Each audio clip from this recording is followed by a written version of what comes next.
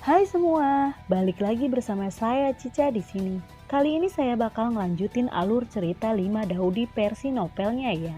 Dan semoga kalian suka. Oke, tanpa banyak basa-basi, yuk kita simak alur ceritanya.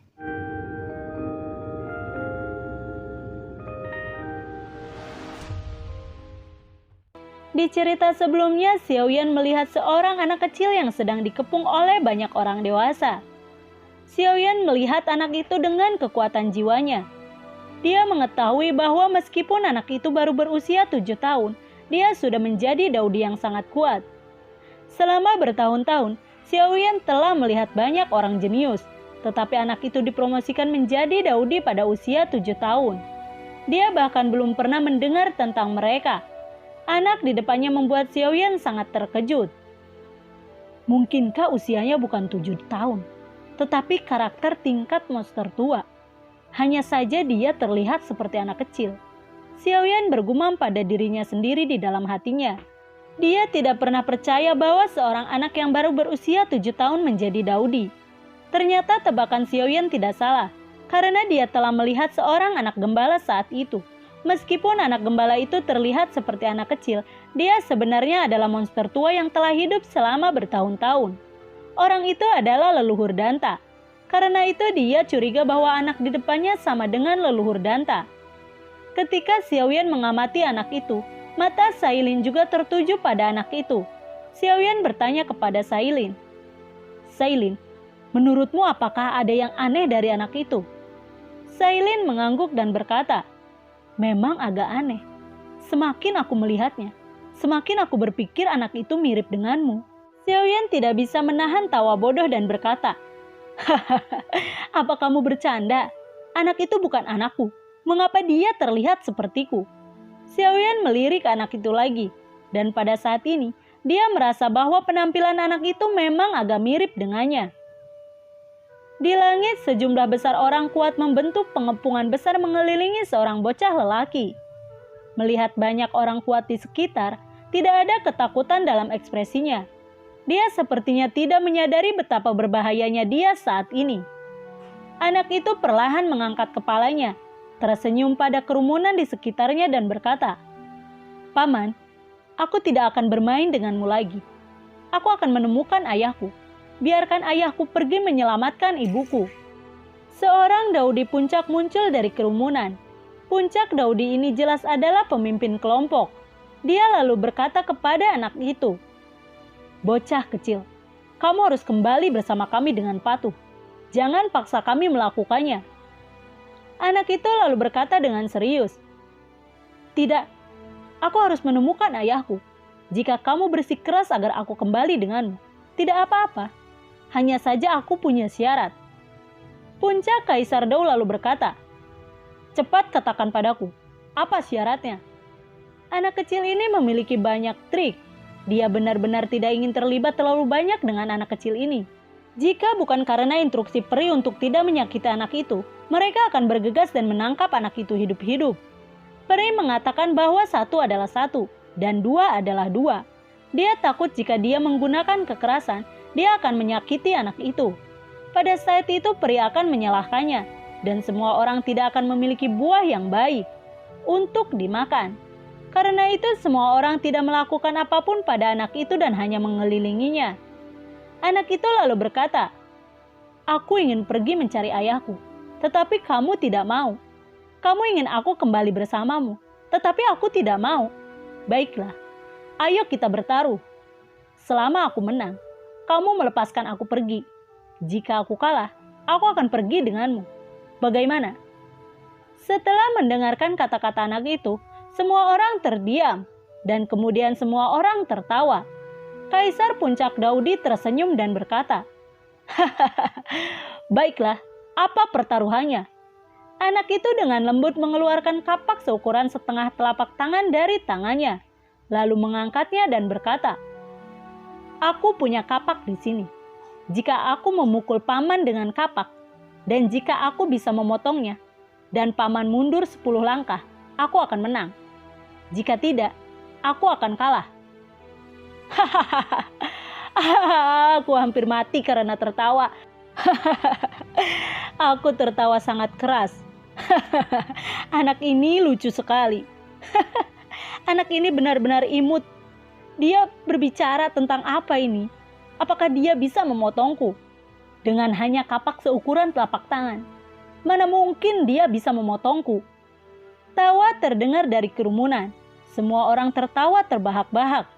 Kaisar pertempuran yang memimpin disebut Raja Nagabo. Dia merasa sangat lucu.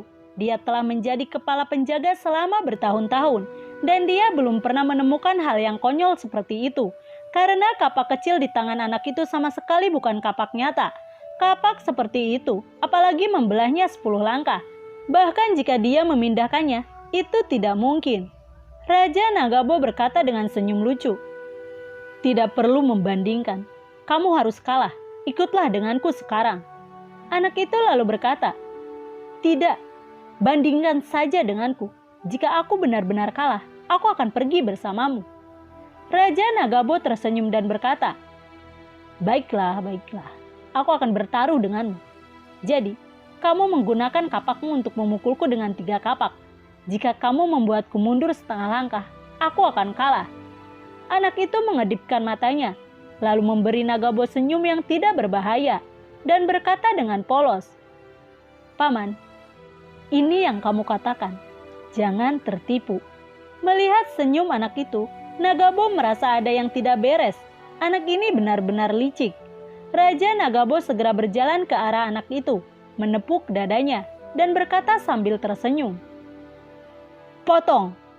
Anak itu dengan lembut membelai kapak kecil di tangannya dan bertanya, apakah aku boleh memotong?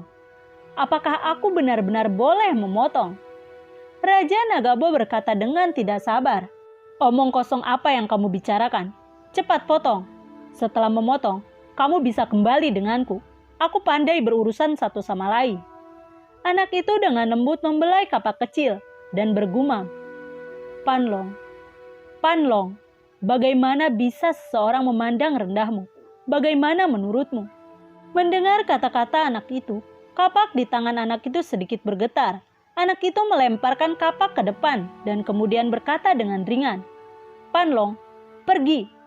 Kapak kecil itu tiba-tiba melonjak, kemudian membawa kekuatan menghancurkan langit dan bumi, menebas ke arah Raja Nagabo.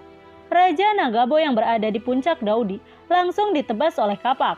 Di sepanjang jalan, ruangan terus runtuh, dan orang kuat yang tak terhitung jumlahnya dipengaruhi oleh kekuatan sisa kapak, dan mereka langsung dihancurkan dan terbang keluar. Orang yang terpengaruh oleh sisa kekuatan kapak itu semuanya terluka parah. Sebagai Raja Nagabo yang langsung ditebas oleh kapak, tubuhnya perlahan terbelah menjadi 2 bagian. Pada saat ini darah menyembur ke udara. Kapak tadi membelah Raja Nagabo menjadi 2 bagian. Melihat ini wajah semua orang dipenuhi dengan keterkejutan dan ketidakpercayaan. Bahkan Xiaoyan dan Sailin yang menonton dari kejauhan memiliki ekspresi terkejut di wajah mereka. Membunuh Kaisar Dou puncak dengan 1 kapak, melukai lebih dari selusin Kaisar Dou secara serius. Tidak ada yang akan mengira bahwa kapak kecil yang tampaknya biasa akan memiliki kekuatan yang begitu menakutkan. Apa tujuan dari kapak ini? Mengapa begitu kuat? Kapak itu memiliki banyak latar belakang, dan seorang anak dengan kapak harus memiliki banyak latar belakang. Anak siapa anak itu? Setelah kapak membelah Raja Nagabo, kapak itu menjadi ukuran telapak tangan lagi, dan terbang kembali ke tangan anak itu. Anak itu membelai kapak di tangannya dan berkata, kamu tidak bisa menyalahku. Dia menyuruhku untuk memotong. Pada saat ini banyak pria kuat telah pulih dari keterkejutan, dan semua orang sangat marah. Kemudian bergegas ke arah anak itu dengan marah. Anak itu melemparkan kapak di tangannya, dan kapak langsung menjadi lebih besar. Langsung menghancurkan kedua Kaisar Dou ke udara. Kapak bergegas melewati kerumunan, dan banyak orang kuat dihancurkan dan terbang keluar oleh kapak. Siapapun yang terkena kapak dipotong menjadi 2. Pada saat ini sekelompok pria kuat lainnya juga telah tiba. Beberapa pergi untuk menghentikan kapak itu, sementara yang lain bergegas menuju anak itu. Anak itu hanyalah seorang kaisar petarung biasa, dan tanpa perlindungan kapak, kekuatan bertarungnya sangat terbatas, dan musuhnya adalah Daudi yang lebih kuat darinya. sehingga dia cepat ditangkap oleh musuh. Ditangkap oleh musuh, anak itu tidak panik. Dia berteriak keras ke udara, "Panlong, pelindung!" Pada saat ini seluruh langit tiba-tiba berubah warna. Kapak itu tiba-tiba bertambah besar dengan cepat, kemudian membentang di langit dan bumi, seperti kapak yang membuka langit. Pada saat ini pedang dewa dan iblis di tangan Xiao Yan juga terlepas dari telapak tangan Xiao Yan dan terbang ke udara. Pedang para dewa dan iblis tiba-tiba menjadi sangat besar, dan sinar cahaya keemasan dan hitam terus-menerus keluar dari tubuh pedang, menyinari seluruh langit. Kapak dan pedang bertabrakan dengan lembut di udara, seperti dua teman lama bersatu kembali setelah lama menghilang. Kapak itu tiba-tiba berubah menjadi naga emas dengan sinar cahaya terang, dan naga tertinggi turun dengan anggun. Banyak orang langsung ditangkap oleh kekuatan naga dan terus mundur. Di bawah keterkejutan naga tertinggi, orang-orang itu tanpa sadar melepaskan anak itu dan mundur. Panlong melihat naga emas yang berubah dari kapak, pipi semua orang langsung dipenuhi kekaguman dan ketakutan. Semua orang tahu bahwa Panlong, prajurit terlarang pertama di zaman kuno, telah lahir. Berbagai legenda tentang Panlong dengan cepat muncul di hati setiap orang. Sebagai senjata sihir terlarang pertama di zaman kuno, Panlong adalah benda suci yang diimpikan oleh semua praktisi. Tetapi sejak zaman kuno, Panlong hampir tidak muncul dan tidak ada yang pernah mendengarnya. Kapak melingkar naga. Kapak melingkar naga. Naga melingkar adalah kapak. Kapak adalah naga melingkar. Ini adalah deskripsi naga melingkar yang telah diturunkan sejak zaman kuno. Banyak orang tidak mengerti kalimat ini, tetapi ketika kapak naga melingkar berubah menjadi naga emas, semua orang akhirnya menyadari bahwa tubuh asli kapak naga melingkar adalah seekor naga. Setelah melihat Panlong, semua orang terbang langsung ke kejauhan. Panlong kerasukan. Anak itu berkata dengan lembut, dan naga emas di langit tiba-tiba berubah menjadi cahaya keemasan, bergegas ke tubuh anak itu. Pada saat Panlong bergegas ke tubuh anak itu, permukaan tubuh anak itu menyilaukan dengan cahaya keemasan, dan aura mengerikan yang tak terlukiskan keluar dari tubuhnya. Anak itu lalu berkata, "Kamu menangkap ibuku. Aku ingin kamu membayar untuk hidupmu." Sosok anak itu bergerak, dan tiba-tiba berubah menjadi cahaya keemasan, melahap musuh-musuh itu. Setelah cahaya keemasan menyala, ratusan pria kuat Daudi semuanya hancur dan mati, berubah menjadi hujan darah. Setelah Panlong merajalela, anak itu benar-benar membunuh ratusan Daudi dalam sekejap. Melihat ini, Xiao Yan merasa tidak percaya. Setelah membunuh banyak orang kuat, naga melingkar terbang keluar dari tubuh anak itu, berubah menjadi kapak kecil lagi, dan terbang kembali ke tangan anak itu. Anak itu kembali ke penampilan imutnya lagi. Anak itu menyingkirkan Panlong dan kemudian datang ke sisi Xiao Yan dan Sailin. Anak itu tiba-tiba berkata, "Paman, Anda memiliki wajah yang baik. Aku sepertinya pernah melihatnya." Xiao Yan juga merasakan hal ini, jadi dia bertanya, "Di mana kita pernah bertemu?" Anak itu menggelengkan kepalanya, lalu dia bertanya pada keduanya, "Apakah kamu kenal ayahku?" Xiao Yan perlahan menggelengkan kepalanya dan berkata, "Aku tidak tahu." Sailin lalu bertanya, "Siapa ayahmu?" Melihat Xiao Yan menggelengkan kepalanya, kekecewaan melintas di wajah anak itu. Kemudian dia berkata, "Lupakan saja, aku akan pergi. Aku akan menemukan ayahku." Anak itu berbalik dan pergi. Melihat anak itu pergi, Sailin lalu berkata kepada Xiao Yan, "Xiao Yan, kita harus kembali." Pada saat ini setelah mendengar kata-kata Sailin, anak itu tiba-tiba berbalik, dan kemudian dengan kecepatan yang sangat cepat, dia langsung memeluk Xiao Yan dengan kuat dan berteriak keras, "Ayah, aku telah menemukanmu." Xiao Yan merasa malu dengan perilaku aneh anak itu, dan dia melirik Sailin dengan canggung. Sailin juga menatapnya dengan aneh. Xiao Yan tersenyum canggung dan berkata, Apakah kamu melakukan kesalahan? Bagaimana aku bisa menjadi ayahmu?" Anak itu mengangkat kepalanya dan bertanya dengan manis, "Apakah namamu Xiao Yan?" dan kamu memiliki gelar bernama Kaisar Yin. Xiaoyan mengangguk dan menjawab, "Iya, apakah ada masalah dengan ini?" Wajah anak itu menunjukkan ekspresi sangat serius. Lalu dia berkata, "Benar, kamu adalah ayahku." Xiaoyan sedikit tersenyum masam. Dia lalu berkata, "Aku bukan ayahmu. Aku hanya punya 2 istri. Satu adalah Sailin, dan yang lainnya adalah Sun-er, yang sekarang berada di lembah cinta tanpa hati." Mendengar ini wajah anak itu berubah, menatap Xiaoyan dengan mata marah. Suaranya yang lembut penuh amarah, dan dia berkata dengan keras, "Ayah, apakah kamu tidak mengenali ibuku begitu cepat? Jika kamu tidak menyukai ibuku, mengapa kamu melahirkanku bersamanya sejak awal? Kamu melahirkanku, dan kamu tidak peduli padaku. Sekarang, setelah aku menemukanmu, tetapi kamu tidak mengenaliku." Setelah berbicara, anak itu menangis. Xiaoyan telah melewati angin badai dan ombak yang tak terhitung jumlahnya. Namun dia benar-benar tidak dapat mengingat bagaimana dia bisa memiliki seorang putra dari perempuan lain.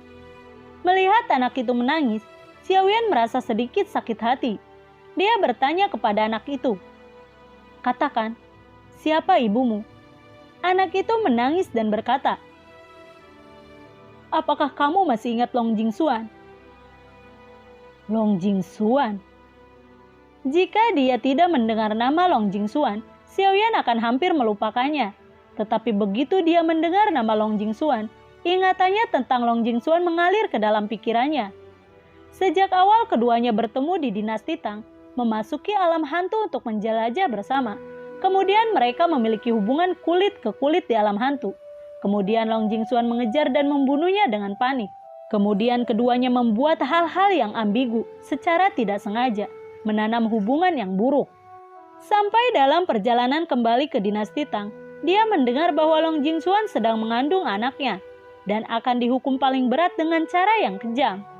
Dia memimpin orang-orangnya ke Jue Qingdao dan bertempur dengan Jue Qingdao. Pada akhirnya dia membantai Jue Qingdao dan menyelamatkan Long Jingxuan dari Jue Qingdao.